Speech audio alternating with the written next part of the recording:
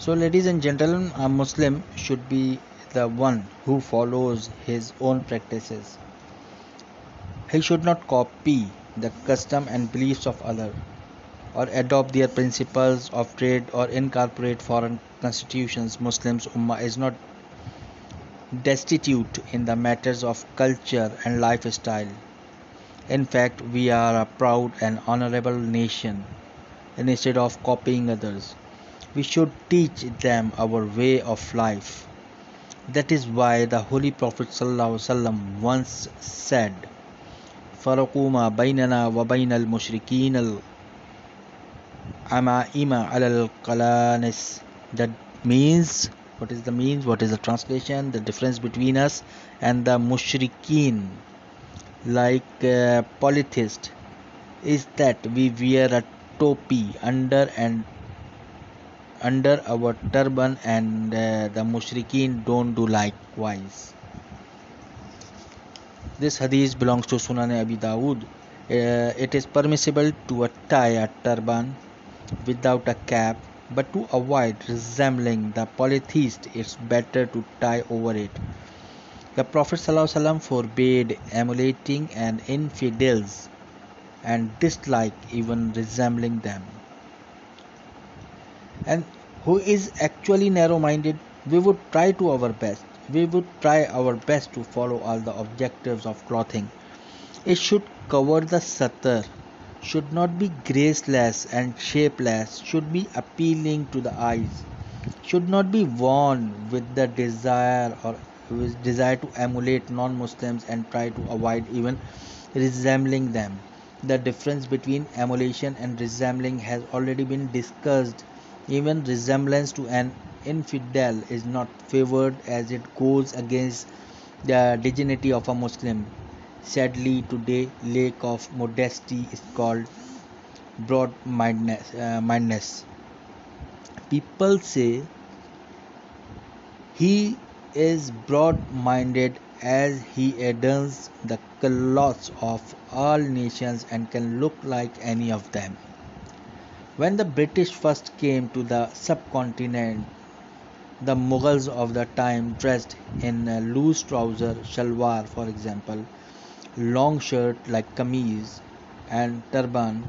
The British made their servants wear similar clothes and mocked the Mughals that their servants were dressed just like them. And today we are being extremely broad minded by copying the dress of the British, even though the British showed their own narrow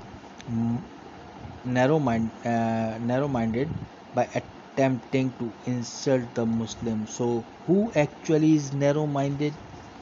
We Muslims have started to forget the life and teaching of the Holy Prophet ﷺ, the norms that used to be a source of pride embarrass us today. Muslims are mortified to wear the clothing and to look like the Prophet ﷺ. My dear brethren, my dear brothers and sisters, Muslim and non-Muslims, let us try and improve our society. Let us try and make our environment according to the teachings of the Sharia. If you make the effort, then inshallah one candle will light another. All the men and women gathered here today should leave with a strong intention that from now on our dress will be according to Sharia, especially women, because Allah subhanahu wa ta'ala has granted women a very high status, and if they become immodest, then the entire upcoming generation will be indifferent to religion.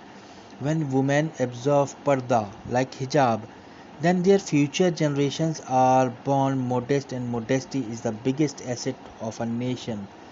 Without modesty, a nation will not remain successful or for long.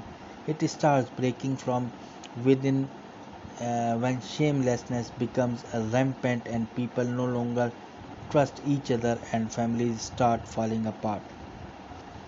The objectives of clothing should be followed right from childhood. If we do not dress them appropriately when they are young and impressionable, then they grow up used to immodesty. Whatever hesitancy might be left is take care of by the schools, media, and the rest of the society.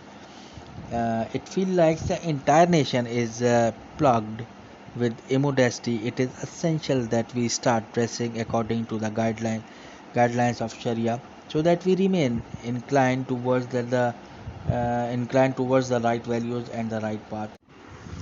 So, ladies and gentlemen, a Muslim should be the one who follows his own practices.